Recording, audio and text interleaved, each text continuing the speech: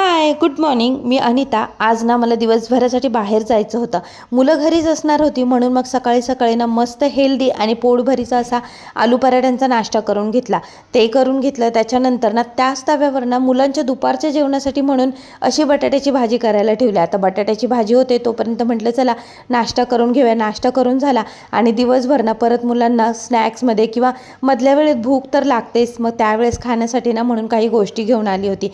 केळी आणली होती. त्याच्यानंतर संध्याकाळच्या नाश्त्यासाठी म्हणून दूध चोकोस, दूध कॉर्नफ्लेक्स असं आणलं होतं आणि अजून काही चटरपटर गोष्टी आणल्या होत्या.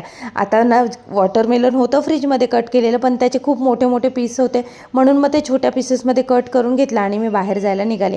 आज मी गेले होते दादरला. त्या दिवशी मी ज्या काही साड्या आणल्या होत्या ना त्या मला चेंज करायच्या होत्या, रिटर्न करायच्या होत्या. ते करून आले. त्याच्यानंतर संध्याकाळच्या वेळेस घरी आल्यानंतर मस्त चहा आणि वडापाव घेतला आणि बघा त्या साड्यांऐवजी ना मी असे काहीतरी कपडे घेऊन आले होते.